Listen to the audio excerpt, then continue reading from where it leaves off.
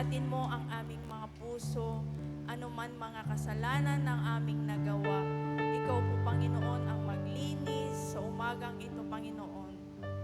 Prepare mo ang aming mga puso, maging ang aming kaisipan, Panginoon, sa umagang ito sa aming sa pagsamba. Pakabanalin mo ang bawat isa sa amin, Panginoon, na naririto, Panginoon. Salamat sa pagpapatawad at malayang-malaya na kami sa umagang ito, Panginoon, na maranasan ang kapangyarihan mo, ang kaluwalhatian mo, Panginoon. Salamat, Panginoon. Wala kaming magagawa kung hiwalay kami, Panginoon, sa iyo. Ikaw ang Diyos na buhay, Ikaw ang Diyos na noon, ngayon at magpakailanman, Panginoon, na hindi nagbabago, Panginoon. Salamat, Panginoon. Tinatas din namin ang magpapahayag ng iyong banal na salita, ang aming Reverend Pastor Peter Obiena. Samahan mo, Panginoon, sa kanyang pagpapahayag, anuman ang press revelation mo sa umagang ito. Tunay nga ikaw ang kikilos sa kanyang buhay sa pamamagitan niya, Panginoon. Salamat, Panginoon. Balutan mo lagi ng iyong makapangyarihang dugo ang iyong gawain ito mula simula hanggang matapos, maging sa apat na sulok sa iglesyang ito, at patuloy kinakas out namin ang gawa ng kaaway, mga disturbances out in Jesus' name, malayong kaisipan out in Jesus' name, pagkabahabagi out in Jesus' name, in Jesus' name. Sa umagang ito ay patuloy na namin inaangkin ang katagumpayan, signs and wonder and miracle, Panginoon. At tunay nga, declare your kingship, your lordship, Panginoon, sa umagang ito. Salamat, Panginoon, sa namin ibinabalik ang mataas na papuri, pagdakilat, pasasalamat sa tanging pangalan ng aming Panginoong Jesus. Amen and amen. Hallelujah! Sino po dito ang nagagalak ang kanilang mga puso? Amen po ba? Patuloy po nating awitan ng ating Panginoon. Nagpupuri ang puso!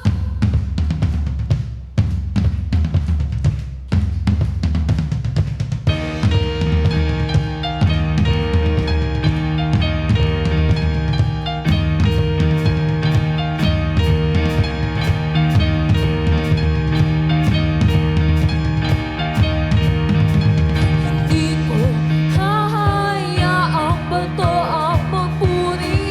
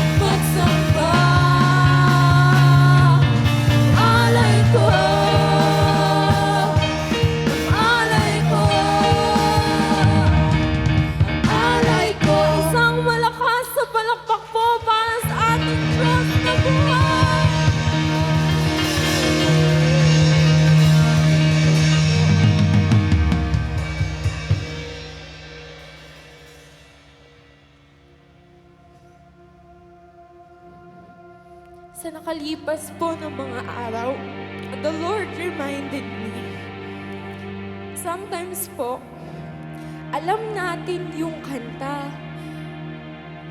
but ito po ang nakakalimutan natin. Kung para kanino natin kinakanta. So, sa ito mga kapatid, if you want to experience God's presence, huwag po muna natin pansinin ang ating mga katabi. And let us express our love sa ating pong Panginoon. Wala nang makilala ka, buhay naming Panginoon ay nag-iba.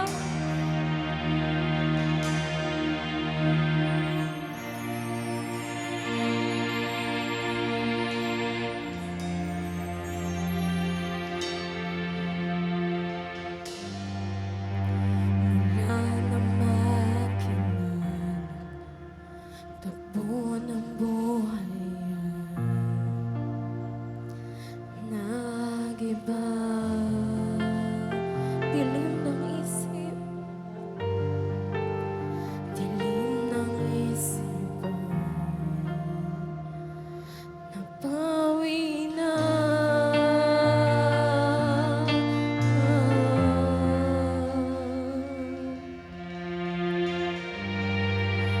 Dilim ng puso, nalinis na, tulad sa buhay namin, ibang-iba, hindi na mawala. Hindi na mawala sa iyong mga kamay, sa palad mo. Kami nakaukit na, sa bisig mo kami ay lalakas. Kami ay lalakas sa piling mo. Kami nananahan.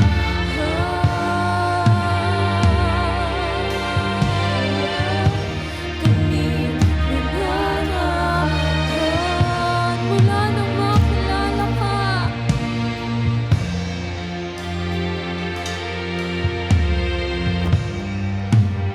Wala nang makilala ka. Takbo ng buhay ay nag-iba.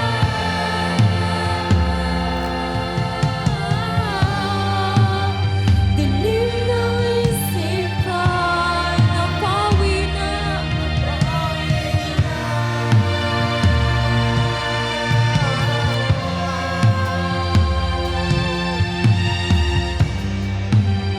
Dumi ng puso ay nalinis na, tulad sa buhay, hindi na mawalay. Hindi na mawalay sa iyong mga kamay, sa palad mo. Kami nakaukit na, sa bisig mo. Kami ay lalakas sa piling mo. Kami nananahan.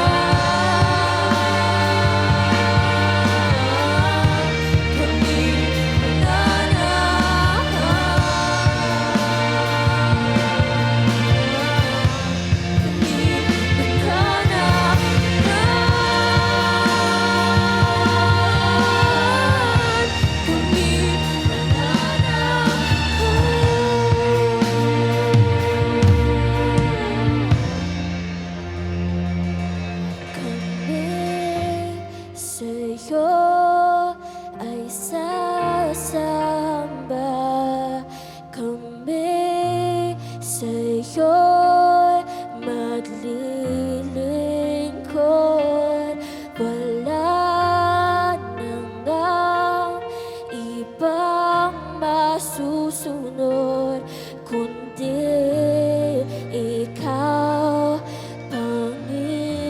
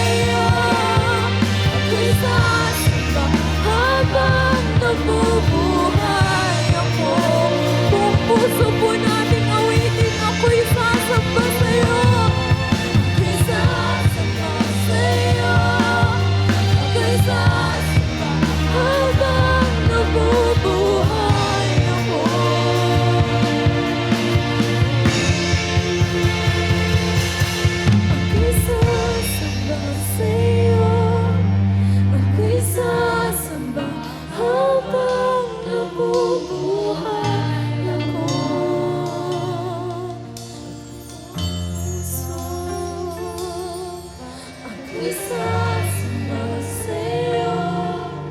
Ako'y sasamba habang nabubuhay ako. Sa huling pagkakataon ko, ako'y sasamba sa'yo. Ako'y sasamba habang nabubuhay ako.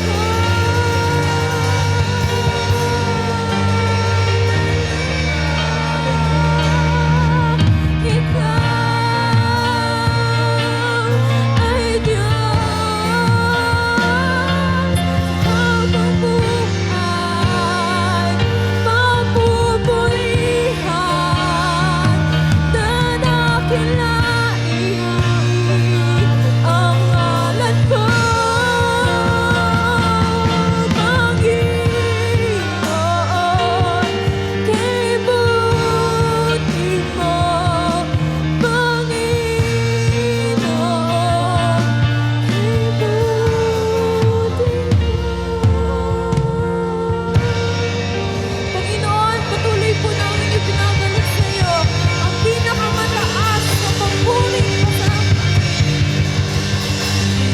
Hallelujah!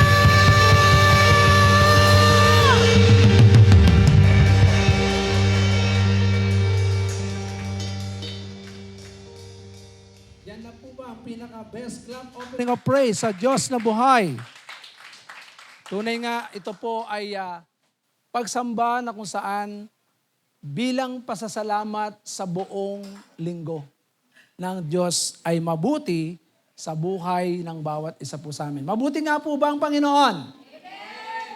So kung mabuti ang ating Panginoon sa oras na ito, hayaan natin na patuloy po nating buksan ang ating mga banal na kasulatan sa Genesis chapter 33, beginning verse 1 to 20.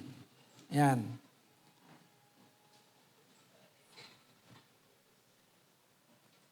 Natanaw ni Jacob na dumarating si Esau kasama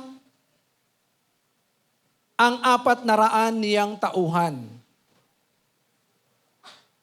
Kaya't pinasama niya ang mga bata sa kanilang ina. Nasa unahan ang 2 asawang lingkod at ang kanilang mga anak. Kasunod si Leah at ang kanyang mga anak. At sa hulihan si Raquel at ang anak nitong si Jose.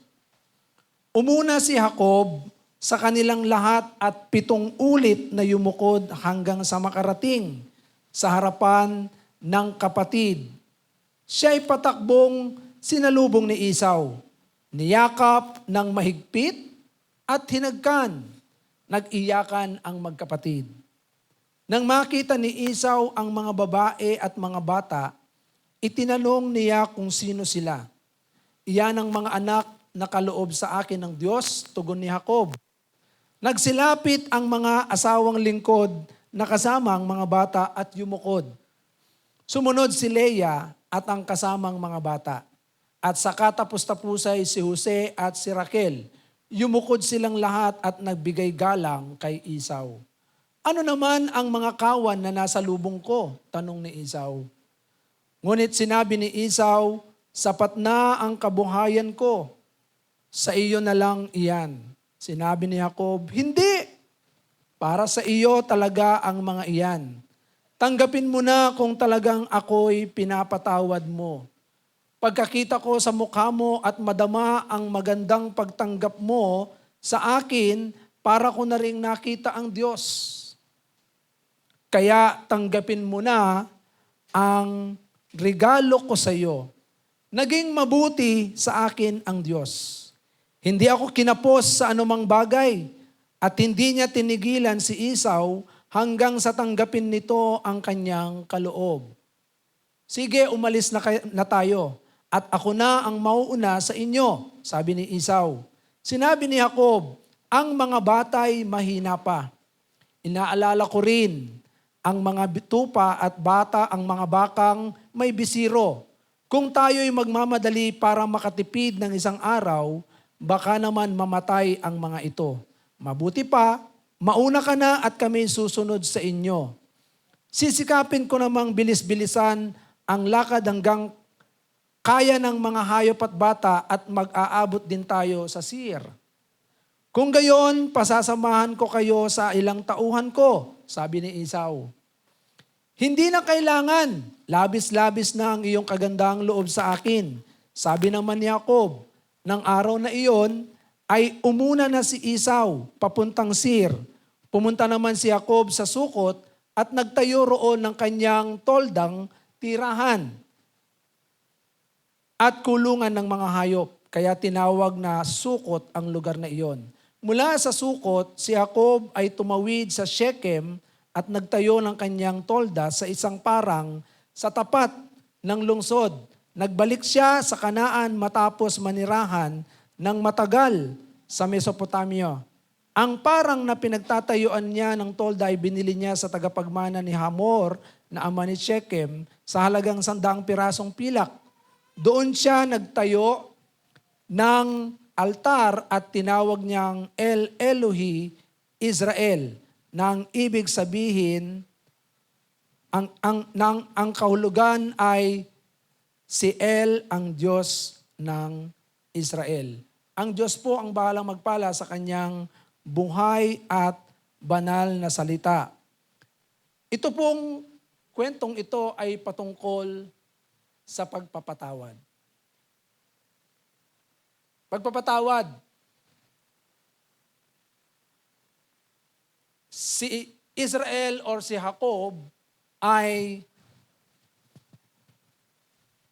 umalis sa kanyang tiyo Laban at siya po ay nagkaroon po ng matinding pakikibaka sa kanyang tiyo Laban. Kaya umalis siya nung malaman niyang nagkakaproblema na siya sa tiyo Laban niya at ang Diyos ay nagsabi sa kanya sa Genesis chapter 32 ay nakipag-usap ang Diyos sa kanya, bumalik ka na sa iyong lupang pinanggalingan sa iyong ama, sabi niya. Kaya ang ginawa ni Jacob ay bumalik siya. At nung malaman ni Laban na si Jacob ay umalis, hinabol ni Laban si Jacob. At dito makikita po natin yung sa kanyang paghabol kay Jacob ay pinigilan ng Diyos si Laban. Huwag mo nang saktan si Jacob. Sa madalit salita, kinausap ng Diyos si Laban at si Laban ay nakipagkaisa. Nagkaroon sila ng tinatawag na pagkakasundo. Nang maabutan niya si Jacob, ang pagpapatawad ay malaki po ang kinalaman nito sa buhay natin. Na kapag sinabing pagpapatawad, so nais ko munang ipaliwanag kung ano po ang bagay na dapat po nating makita pagdating sa pagpapatawad, na dapat lahat ng Kristiyano ay meron nitong katangiang pagpapatawad. Amen po ba? Lahat ng Kristiyano. Bakit? Sapagkat kung ikaw ay naniniwala na ikaw ay pinatawad ng Diyos, dapat kang magpatawad. Amen po ba? So, ang pagpapatawad ay hindi lamang paglimot ng kasalanan. Yan. Kasi sabi nila, forgiveness is forgetting sin. Hindi yung paglimot sa kasalanan. Ang pagpapatawad ay hindi paglimot. Sa totoo lang, hindi mo makakalimutan yung ginawang kasalanan sa iyo. Amen po ba? Katulad ng isang sugat, pag nasugatan ka, may marka yan. Hindi mawawala yung marka niyan. At lagi mong maaalala kung ano ang nangyari sa sugat na yan. Lagi mong maalala kung kailan nangyari yan. Amen po ba? So, ang pagpapatawad ay hindi paglimot sa kasalanan. Ang pagpapatawad ay hindi rin pag-deny sa isang tao na nakasakit sa'yo o yung pagbabaliwala sa taong nakasakit sa'yo. Hayaan mo na yan. Hindi ganun eh. Ang pagpapatawad ay hindi rin yung parang minimalist. Anong ibig sabihin ng minimalist? Pag sinabing minimalist, parang plain. Plain lang tayo. Wala nang gusot. Yan. Ibig sabihin, kailangan, ano na lang, parang,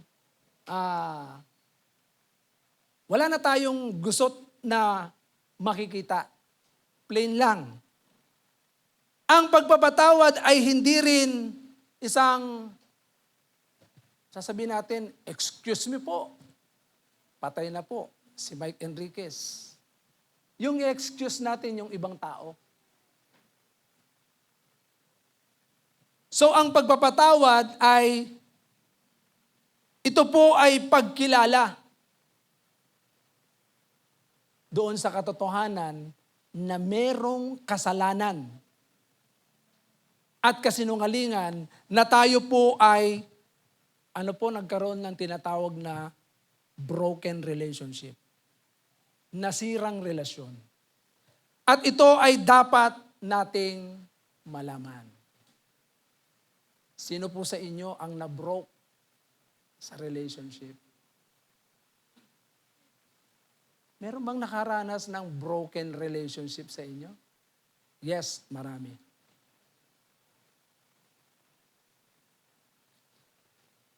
Marami. At minsan pag naalala mo yung nagdulot nito, sumisiklab ang galit.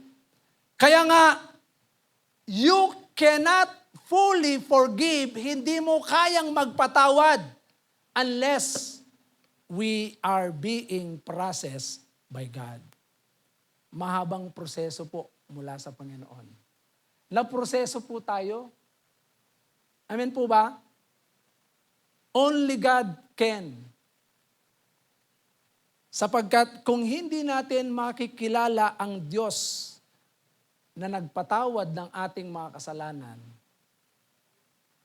hindi rin tayo kayang magpatawad sa iba. Tandaan po natin, we cannot withhold forgiveness. Hindi natin pwedeng i-withhold ang forgiveness because God, in spite na we are sinners, ano ang sabi ng Romans 3:23? Walang umabot sa pamantayan ng Diyos. Lahat ay makasalanan. Lahat tayo. Pero salamat na lamang, sabi ng Romans 6:23, ang kabayaran ng kasalanan ay kamatayan. Subalit, may regalo ang Diyos. Anong regalo ng Diyos? Ayan, sinasabi ng Biblia na ang regalo ng Diyos sa pamamagitan ng ating Panginoong Yesukristo ay libreng kaloob ng Diyos, buhay na walang hanggan sa pamamagitan ni Kristo. Libre po yan. Amen po ba? So tayong lahat ay nakaranas ng kapatawaran mula kay Kristo. Sa Romans chapter 5 verse 10, anong sinasabi ng Romans chapter 5 verse 10? Kahit na tayo po ay makasalanan, tingnan nyo, kaaway tayo ng Diyos. Dati tayo yung mga kaaway ng Diyos, ngunit tinanggapan na niya tayo bilang mga kaibigan. Sa pamamagitan ng pagkamatay ng kanyang anak at dahil dito, tiyak na maliligtas tayo sapagkat si Kristo ay buhay. Tingnan ninyo, how can we withhold forgiveness kung tayo ay pinatawad sa lahat ng mga kasalanan natin? Ha? Masakit! Nanunuot! Kaya maraming tao, mga matatanda, hanggang kamatayan ko. Nanginginig-ginig pa yan. Dadaan muna sa bangkay ko yan bago ko patawarin yan. Bakit ganun ang sinasabi nila? Sapagkat hindi nila naunawaan ang katotohanan. Hindi tao ang kalaban natin. ang kalaban po natin ay ang demonyo na nagtutulak sa tao para gumawa ng masama. Amen po ba? Kaya ang kalaban natin, hindi po mga tao. Wickedness, principalities in the high places. For we wrestle not against flesh and blood. We wrestle against principalities and wickedness in the high places. Mga demonyo ang kalaban natin. Hindi tao. Kaya nga, kung titignan po natin dito, kahit gaano kalaki ang kasalanan ng isang tao, kailangan tayong magpatawad. Amen po ba? Amen po ba? So, pagpapatawad. Ngayon, yung pakikipagkasundo, reconcile. Pag sinabing reconciliation o yung pakikipagkasundo, katulad ng ginawa ni Laban. Alam niyo po ba na si Laban ay nakipagkasundo kay Jacob nung hinabol niya, nagkaroon sila ng palatandaan. Itong batong ito, sumusumpa tayo na hindi natin sasaktan at gagawa ng kahit anumang masama ang bawat isa sa atin. Ito yung kasunduan natin. Yan. At hindi mo rin sasaktan ang aking mga anak. Sabi niya Laban dun yung kanyang pakikipagkasundo. So meron silang tinatawag na katibayan, kasulatan. Yan, yung mga nakikipagkasundo, yung reconcile. Pero dito sa kwentong ito na binasa natin, iba ang kwento ng pakikipagkasundo ni Jacob at ni Esau. Tandaan po ninyo,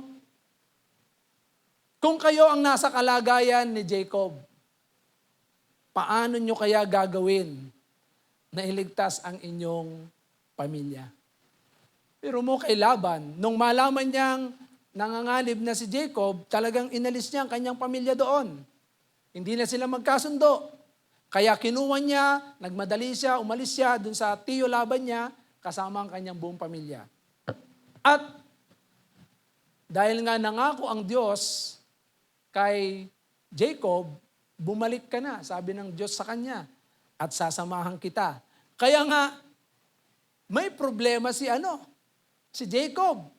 Ngayong pinababalik siya ng Diyos, ang nakaraan ni Jacob ay meron siyang dapat harapin. Habang lumalayo siya kay Laban, lumalapit naman siya kay Esau. Kaya nga yung takot ni Jacob, talagang napakatindi ng takot niya. At tiyak, kahit kayo man ang ganitong kalagayan, kayo ay hindi mapakali dyan. Pero tinitiyak ninyo na dapat ang inyong pamilya ay maingatan mo. Amen po ba? Kaya nga dito, maraming ginawang paraan.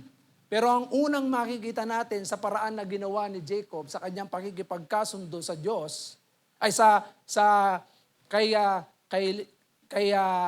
Esau, ay dumalangin si Jacob. Sa Genesis 33 verse 9, ay makikita po natin dito, ano ang panalangin niya? 32 verse 9. Genesis 32 verse 9.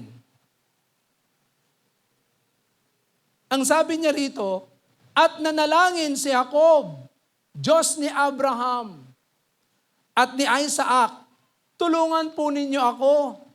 Sinabi po ninyong ako'y bumalik sa aming lupain at mga kamag-anak at hindi ninyo ako pababayaan. Hindi po ako karapat-dapat sa lahat ng kagandahang loob ninyo sa akin. Nang tumawid po ako sa Jordan, wala akong dala kundi tungkod. Ngunit ngayon sa aking pagbabalik, 2 pangkat na ang aking kasama. Iligtas ninyo ako sa kamay ng aking kapatid na si Esau. Nangangamba po ako sa pagkikita namin, patayin niya kami, pati mga babae at mga bata. Verse 12, tingnan po ninyo. Nangako po kayong hindi ninyo ako pababayaan.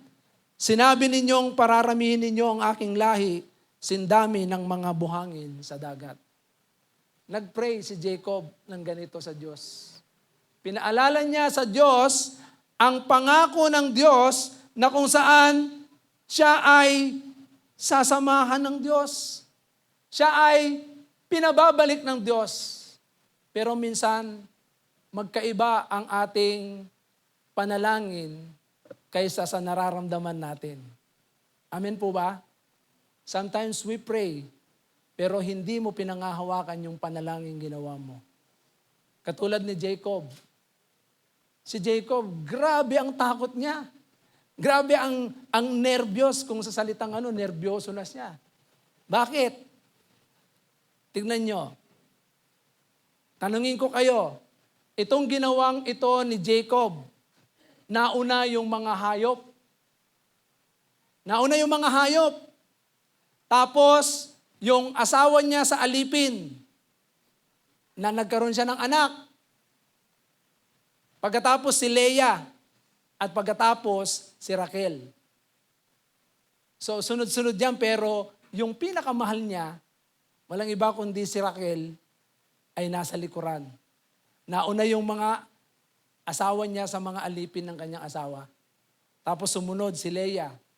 At pagkatapos, si Raquel. Pero hindi pa rin pinabayaan ni Jacob lahat ng kanyang mga pamilya. Siya pa rin yung nasa unahan. Kahit na ganun yung pagkakasunod. Nasa unahan siya at nung makita niya si Esau, 7 beses siyang yumuko. 7 beses yon. Sa kanyang pagyuko, 7 beses, nakita ni Esau yun. Sinalubong niya si Jacob. At sa kanyang pagsalubong, tinanong niya, sino itong mga ito? Sabi ni Esau, yan ay mga anak na ibinigay ng Diyos sa akin. At ano naman yung mga naunang mga hayop? Sabi ni Esau, sa iyo yun. Tanungin ko kayo, yung bang binibigay na regalo ni Jacob kay Esau, suhol ba ito o regalo? Ha? Suhol o regalo? Pag-isipan nyo maigi, ha? Ayan, suhol ba yan? Tingnan nyo, sabi niya, ay sa iyo yun, sabi niya. Regalo ko sa iyo yan. So tingnan nyo, lahat ng paraan ay gagawin ni Jacob para lang mapawi yung galit ng kanyang kapatid. Kasi ang sabi ng kapatid niya nung time na niloko siya, sabi niya kahit saan siya magpunta, papatayin ko siya. Papatayin ko si Jacob. Kaya ganun na lamang ang ginawa ng nanay niya. Narinig niya yon. Sabi niya, pumunta ka dun sa tito, sa lolo Betuel mo, sa tito Laban mo, kapatid ko. Inutusan ni Rebecca. Kaya ganun na lamang yung takot niya. Kaya nung pinababalik siya ng Diyos, wala siyang magagawa kundi sumunod sa Diyos. Pero takot na takot siya. Mga kapatid, minsan ganito tayo. Nanalangin na tayo at alam natin ito yung kalooban ng Diyos, pero nag-aalinlangan pa rin tayo.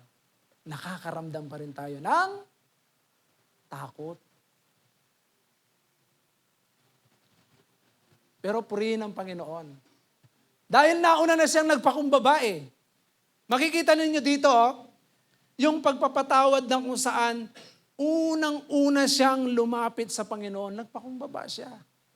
I-humble down himself. Talagang lumuhod siya sa Panginoon. Panginoon, hindi po ako karapat-dapat sa mga biyaya nyo. Nung pumunta ako rito, tungkod lamang ang dala ko ngayon, 2 pangkat na ang aking kasama.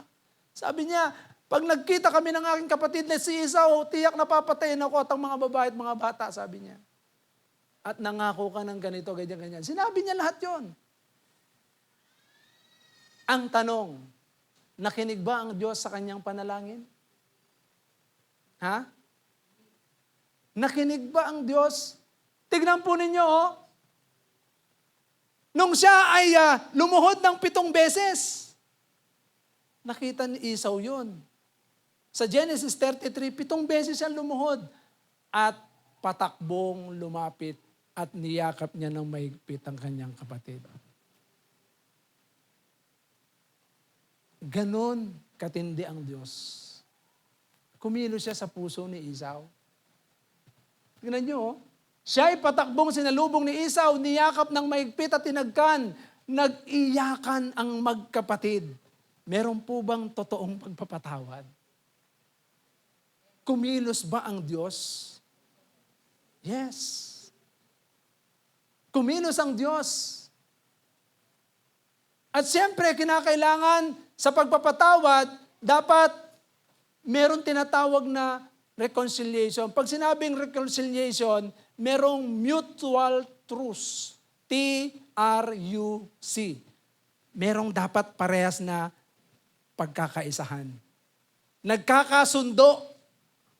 Hindi lamang yung isa ang magsasabing, pinapatawad na kita, dapat yung isang nagkasala ay may ginagawang hakbang na lumapit. Amen po ba? Ganon din po tayo sa Diyos. Sa paglapit natin sa Panginoon, sabi nga, kung meron tayong nakaalitan, bago ka sumamba sa Panginoon, ayusin mo muna yung nakaalitan mo. Di ba? Hindi ka sasamba sa Panginoon, iiyak-iyak ka sa Panginoon. Hallelujah, praise the Lord. Tapos may nakaaway ka. Sabi ng Biblia, makipag-reconcile ka muna. Makipag-ayos ka. At ganun nga ang ginawa ni Jacob. Talagang lumapit siya. They bow down, pati yung kanyang mga asawa at mga anak. They bow down.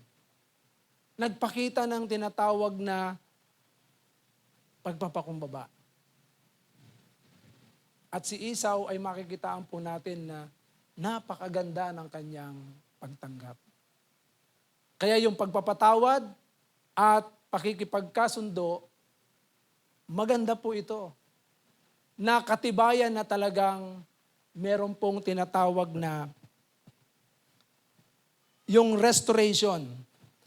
Pag sinabing restoration ay sa Tagalog ay makikita po natin nandun yung pagpapanumbalik. Manunumbalik yung magandang sitwasyon. Yung dating relasyon na maganda at nasira dahil sa kasalanan, dahil sa pagkakamali, na-broke yun. Pero dahil meron tinatawag na pagpapatawad at pakikipagkasundo, magkakaroon ng resulta ng panunumbalik. Alam niyo ba yung awit natin? Yung awit na, lahat tayo'y ibabalik pag kami ay nanumbalik, magniningning ang iyong mukha. Tingnan nyo. Sa amin at pagpapalain mong muli. Mga kapatid, kapag tayo po ay nanumbalik sa Diyos, panunumbalikin din ng Panginoon ang mga nawalang pagpapala. Alam nyo, ito pong kwentong ito kay Esau ay isang ilustrasyon katulad din po ng Luke chapter 15. Sa Luke chapter 15 ay makikita po natin yung the parable of the prodigal son, na kung saan dito ipinakita ng Diyos ang kwento ng isang anak na kinuha ang lahat ng mana niya. Kinuha niya lahat ng mana. At pagkatapos nang makuha na niya ang mana niya, ay lumayo, umalis sa poder ng kanyang ama. At nagpakalayo-layo, at sa kanyang paglayo sa kanyang ama, habang hawak niya ang mga biyaya na kinuha niya mula sa kanyang ama, ay nagpakasasa siya. Inubos niya sa pag-inom, sa babae, sa sugal. So sa madalit salita, ginamit niya ito, nilustay niya ang mga ito. Habang malayo siya sa kanyang ama. At pagkatapos, nung maubos na ang kanyang kayamanan, nagkaroon ng paghihirap. Sa madalit salita, pumasok siya doon sa isang babuyan. At sa kanyang pagpasok sa babuyan, naranasan niyang kumain ng pagkain ng baboy. At makikita po natin dito yung tinatawag na realization. Sa Tagalog ay realization, pagtanto. Yan. Napagtanto niya na sa bahay ng kanyang ama, ang mga katulong nila ay kumakain ng 3 beses. 3 beses? Samantalang sabi niya, ako rito, halos mamatay na sa gutom. Yan. Nung siya ay nakapagtanto na, pagtanto sa lahat ng nagawa niyang pagkakamali, ang sabi niya, babalik ako. So meron siyang tinatawag na pagsuko ng kanyang sarili. At pagdating doon sa kanyang tatay, sabi niya bago siya dumating doon, sabi niya, sasabihin ko sa aking ama, Ama, nagkasala ako sa iyo at sa Diyos. So, tingnan po ninyo, siya mismo ay merong pagtanto sa nagawa niyang pagkakamali. Sabi niya, babalik ako. So sa madalit sabi, bumalik siya.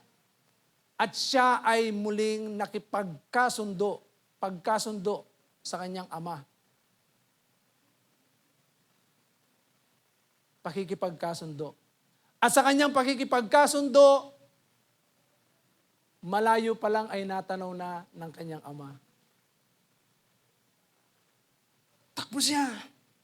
Ganun na lang yung galak ng kanyang ama na ang tagal niyang inaantay ang kanyang anak na minsang nawalay. Kaya nga dito merong pagsisisi. Pagsisisi. Nagkaroon ng pagtanto, nagkaroon ng panunumbalik, at nagkaroon ng pagsisisi. Pakikipagkasundo sa kanyang ama. Sinabi niya, Ama, hindi na ako karapat-dapat. Nung sinabi niya, tinawag ng ama yung kanyang mga alipin. Suotan niyo siya ng sandalyas, damit, at suotan niyo siya ng singsing. Sa madalit salita, nagkaroon po ng tinatawag na panunumbalik. Restoration.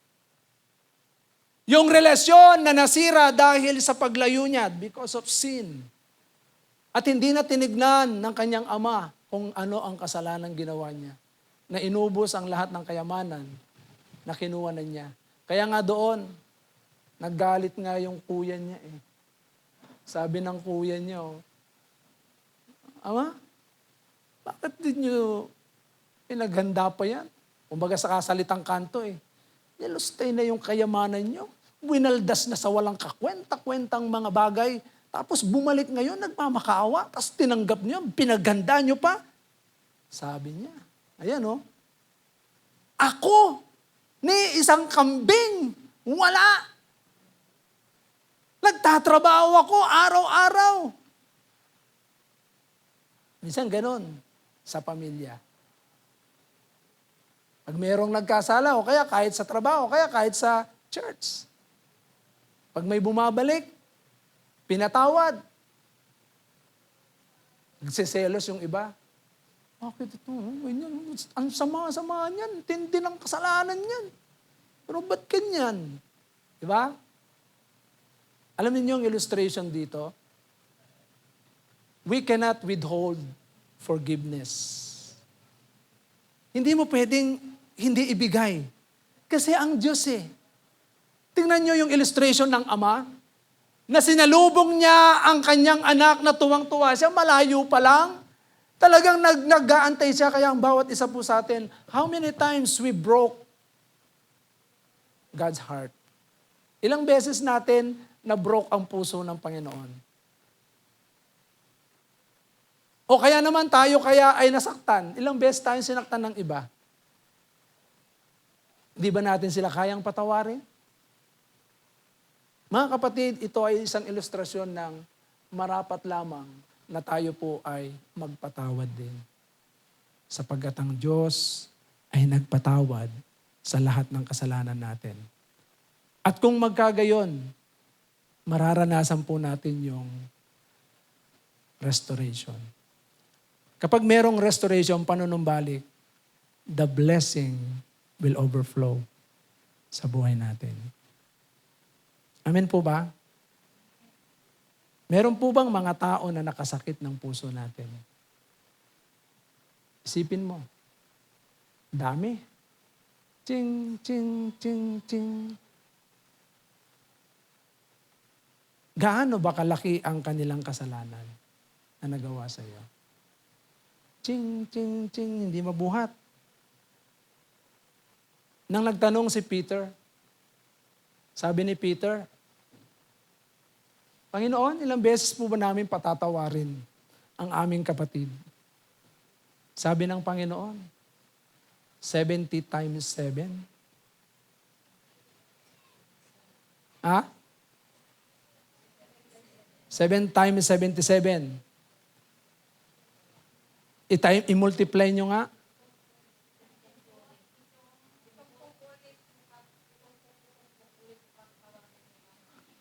I-multiply nyo nga yun. O sabihin nyo nga, sige, sabihin nyo na lang 7 times 77. Ilan yun? Ha?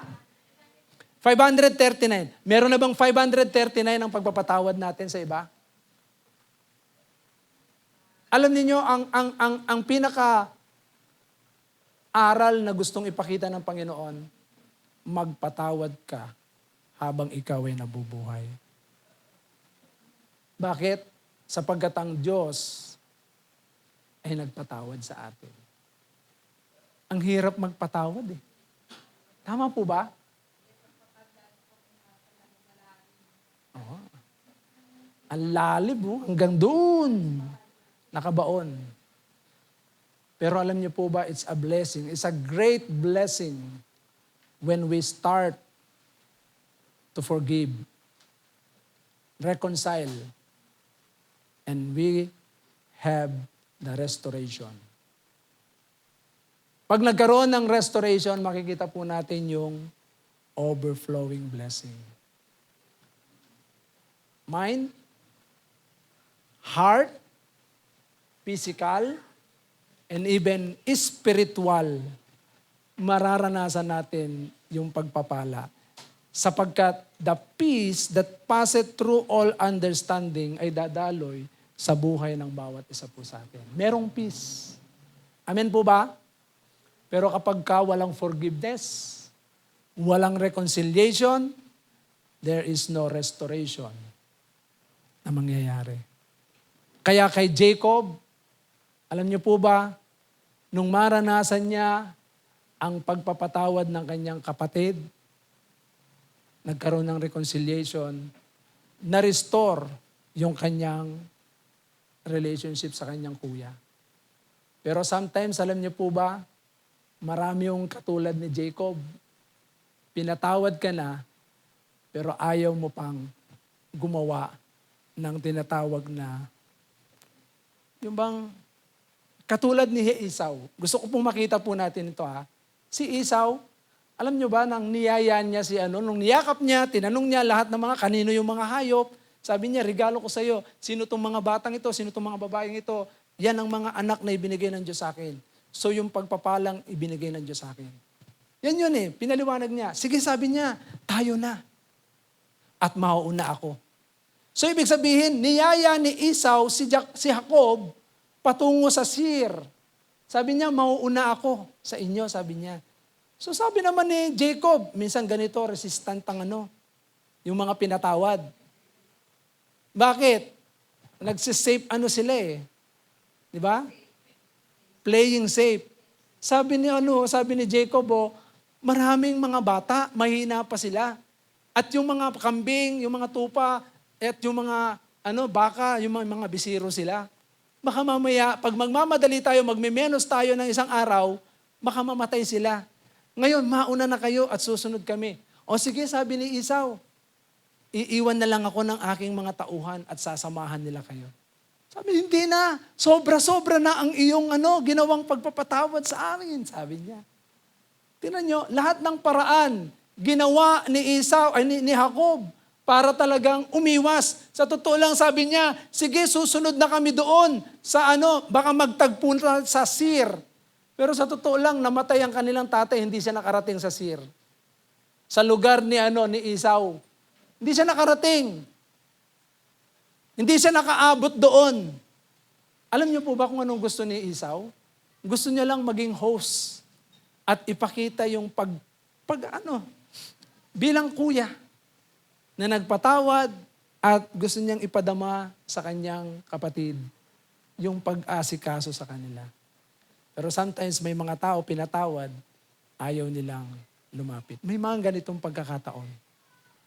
Amen po ba? Pero hindi naman nangangahulugan na nagkaroon ng reconciliation ay dahil katulad nung kay Jacob ay wala ng totoong restoration. So meron ding restoration.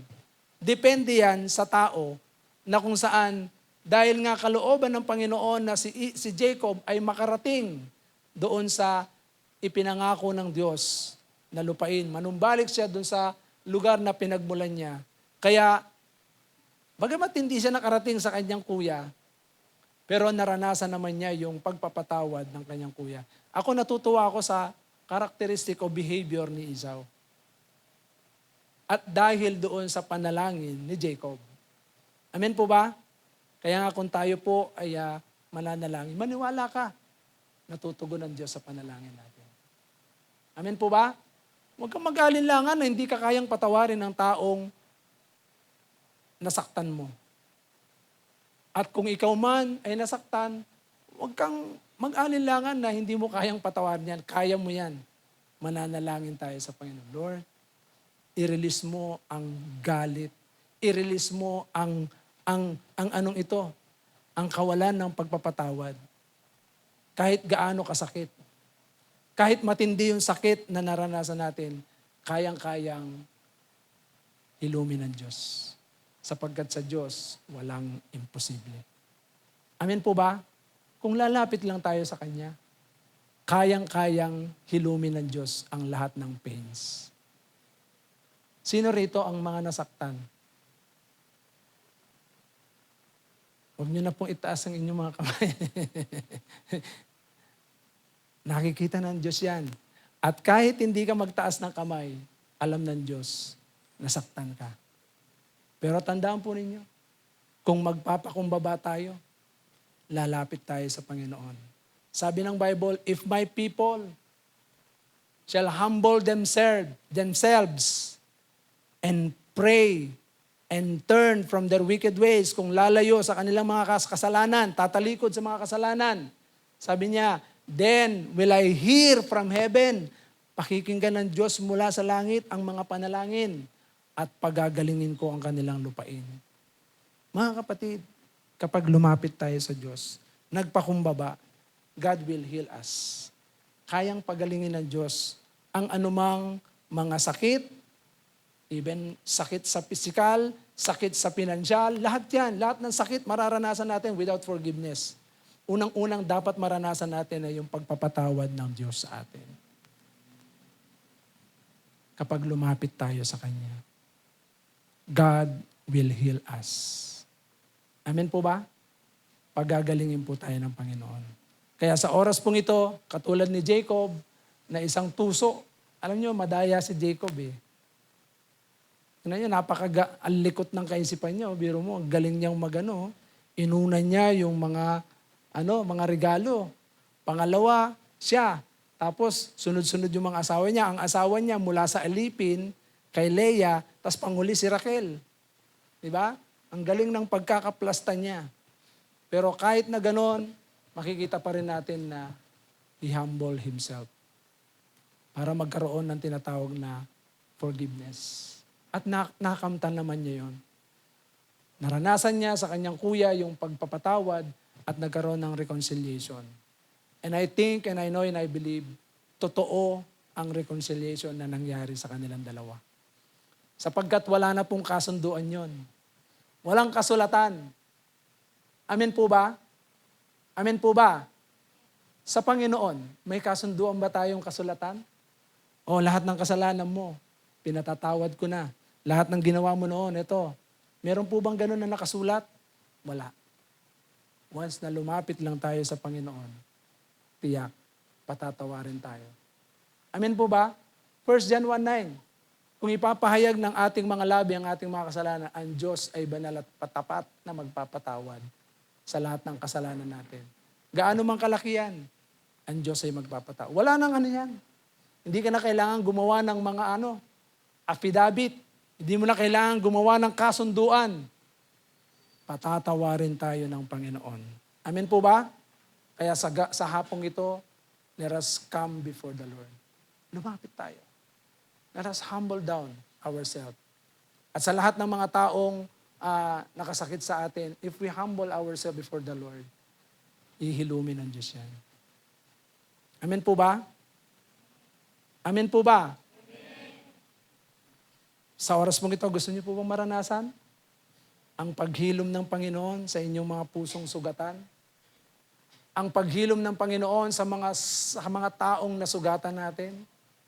Sa oras pong ito, isang paglapit lang po sa Panginoon. And we need to reconcile first sa Panginoon. Amen po ba?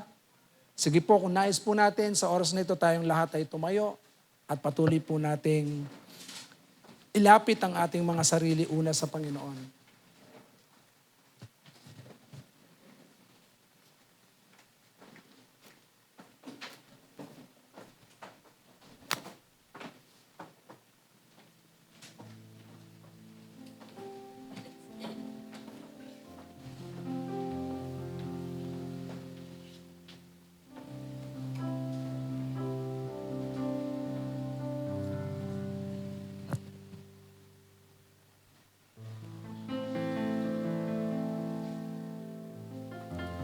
Sa oras na ito, mga kapatid, habang umaawit ang choir,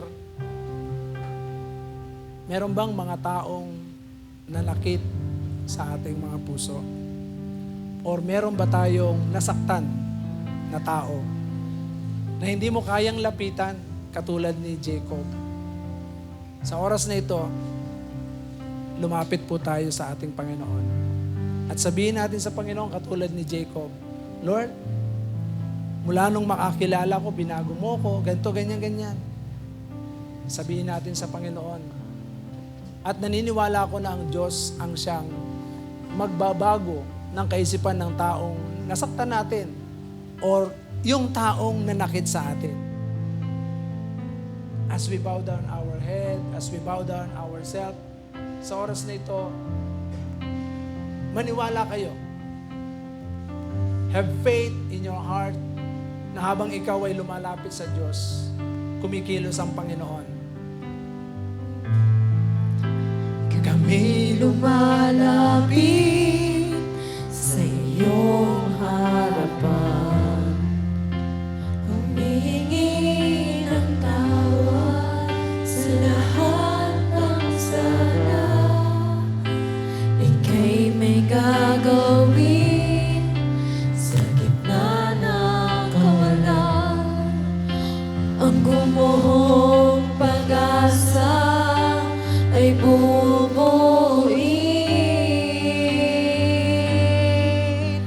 Lahat na iyong ibabalik kapag kami ay nanumbalik. Magniningning ang iyong mukha sa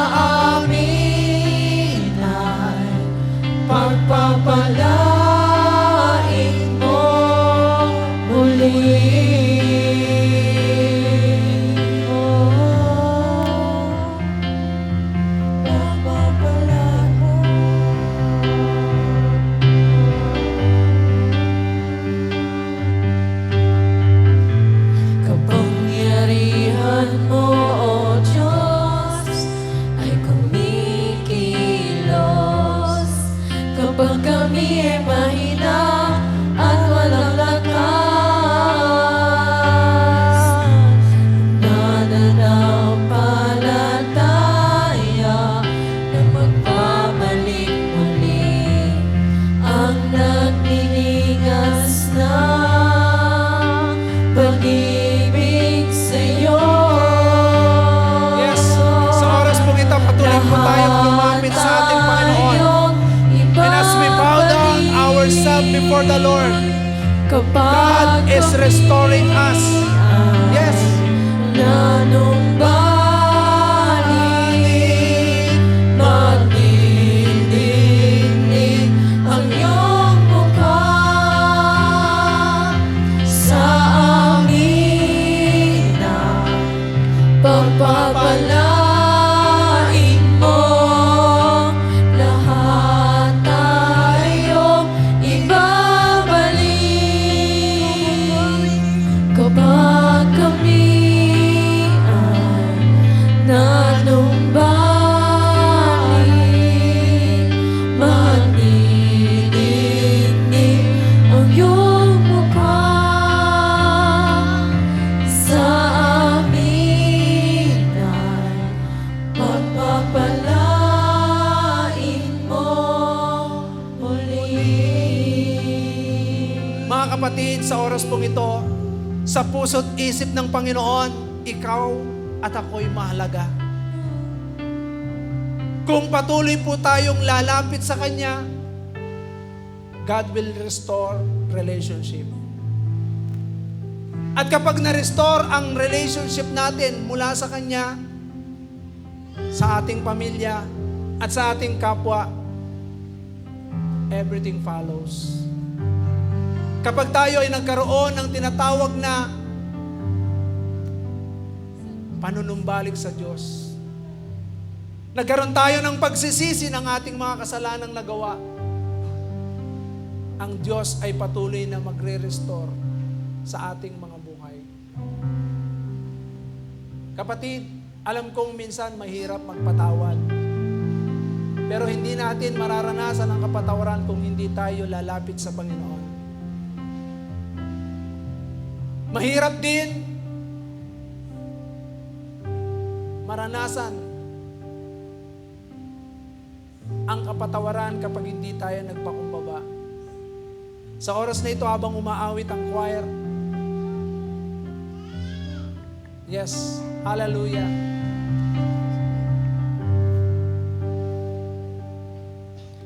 Sa puso't isip niya, ika'y mahalaga.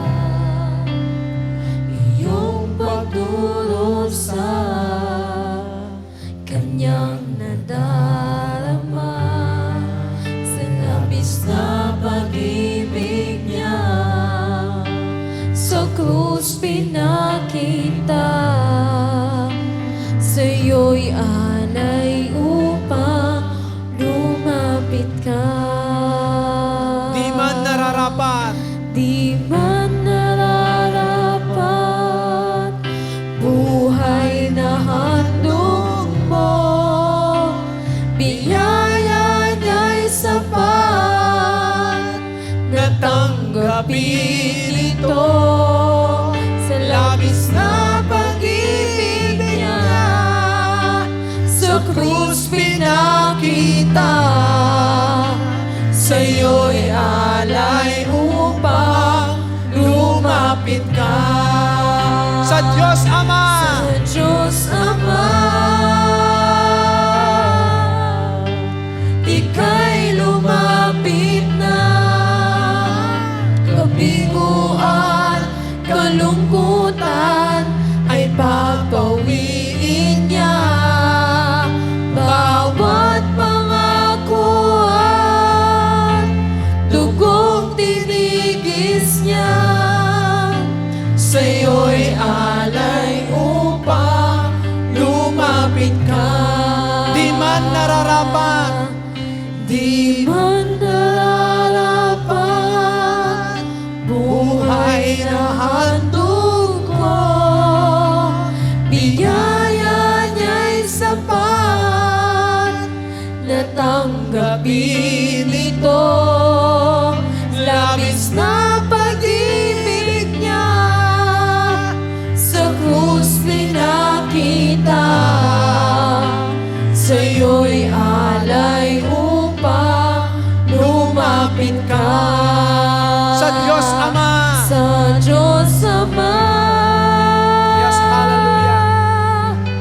Salamat, Ika'y Panginoon, sa iyong lumapit pagpapatawad sa krus ng na. Kalbaryo. Kabiguan We cannot withhold forgiveness, O God. ay Right now, continue to restore your people, O God. Bawat pangakuan,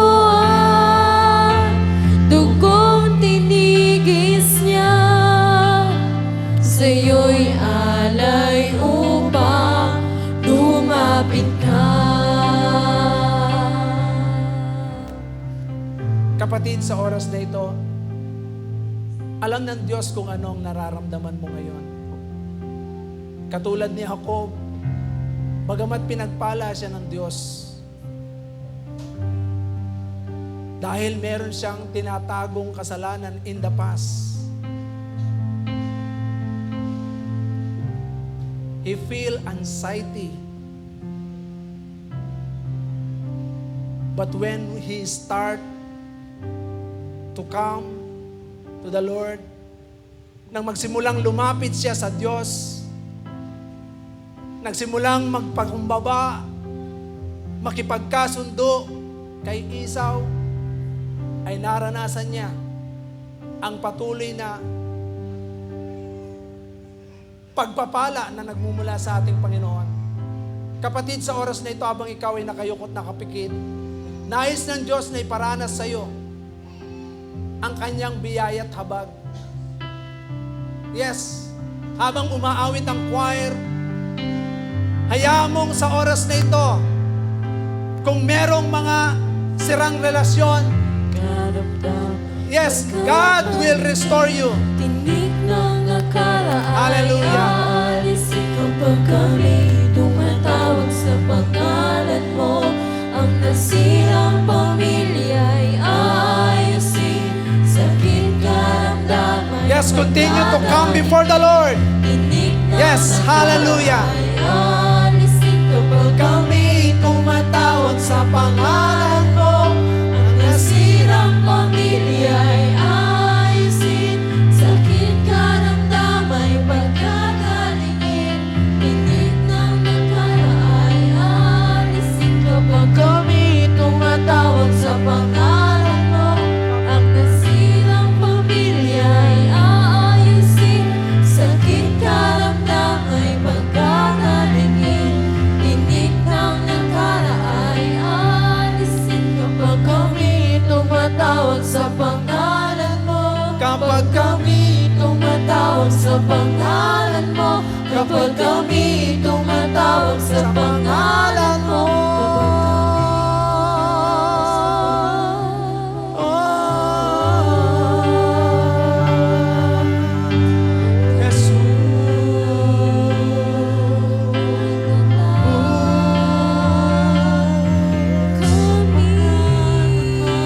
Hindi kami Ay tatawala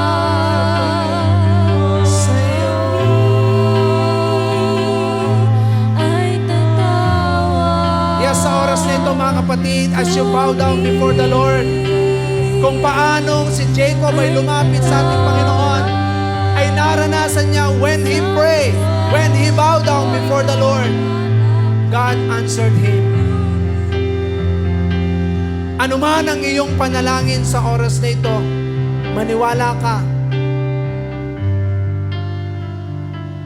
sa iyong pakikipagkasundo sa ating Panginoon, sa iyong panunumbalik sa ating Panginoon. Patuloy na ibabalik ng Diyos ang lahat ng nawala sa iyo, kung tayo ay patuloy na manunumbalik sa Diyos. Yes.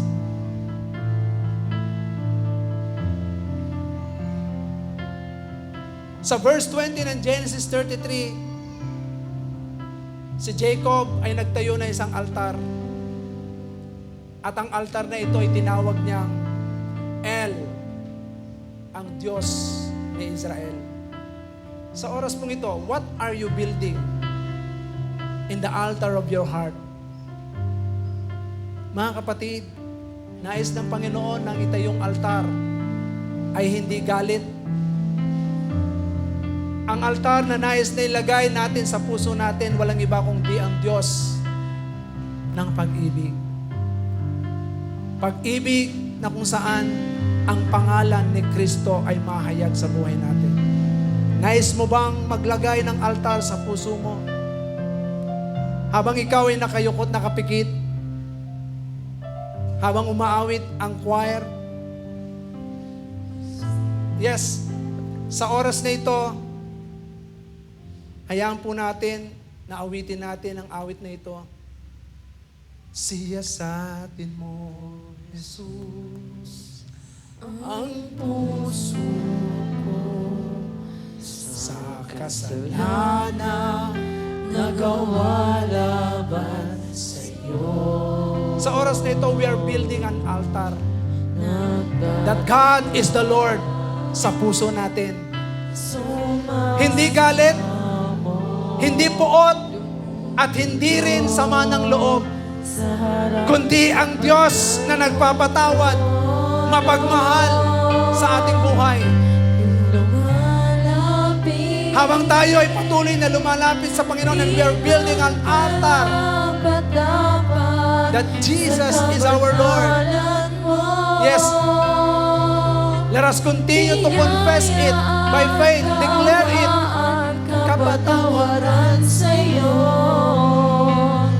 ay nakamtan ko, o aking Jesus. Minsan pa nating awitin, itaas natin ang ating mga kamay, at habang itinataas mong yung kamay, lumapit ka ng totohanan sa Panginoon. Siyasatin mo, Jesus. Yes. Ang puso Ano man ang mga pagkakamali na nagawa natin sa harapan ng Panginoon, yes, God is restoring you right now.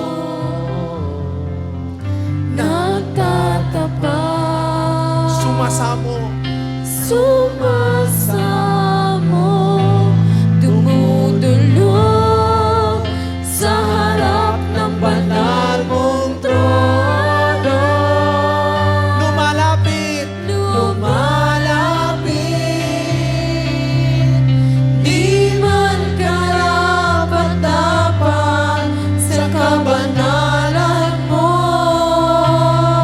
Biyaya at kaawaan. Biyaya at kaawaan, kapatawaran sa'yo ay nakamtan ko, o aking lumalapit. Di man karapat-dapat sa kabanalan mo. Biyaya at kaawaan, kapatawaran sa'yo ay nakamtan ko, o aking Jesus. Ay nakamtan ko. Ay nakamtan ko, o aking Jesus. Ay nakamtan ko, o aking Jesus. Salamat, Panginoon, sa iyong pagpapatawad sa amin. At sa oras na ito ay ginagawad din namin ang pagpapatawad sa iba. Sapagkat ikaw ay Diyos na nagpatawad ng lahat ng kasalanan namin. At sa oras na ito, we cannot withhold forgiveness because you are the God of forgiveness who forgive all our sin. Kaya salamat po, Panginoon, sa iyong restoration na ginawa sa puso ng bawat isa. Restoration na ginawa sa buhay ng bawat isa. Lord, you will restore their relationship, Panginoon, sa kanilang mga mahal sa buhay. You will restore their relationship sa kanilang mga kaibigan, sa kanilang mga dating ka-churchmate, and even, Lord, ang mga nakilala nila. Father, in the mighty name of Jesus, thank you so much for the broken relationship. Patuloy mo nang inayos. Kapatid, receive it by faith in the name of Jesus. Receive it by faith in the name of Jesus. Yes, God is restoring you because God forgive us. Lord, let the peace that passeth through all understanding flow sa isip at puso ng iyong mga anak na ito. Salamat po, Panginoon. Hayaan mo po, O Diyos, habang kami nabubuhay. Lord, we will live in peace to all people. Salamat po because you are the God who really, really love us. And even, Lord, who forgive every sin we have. Kaya salamat po. Hayaan mo mag-manifest sa buhay ng iyong mga anak ang restoration na patuloy na iginawad mo sa buhay nito. Ayon sa iyong salita, we claim it by faith. In Jesus' name we pray. Amen and amen. God bless po. Hallelujah! Atin pong ideklara ang pagpapalaya sa atin ng ating Panginoon. Maligaya po ba ang lahat? Amen! Napakaligaya at kahanga-hanga.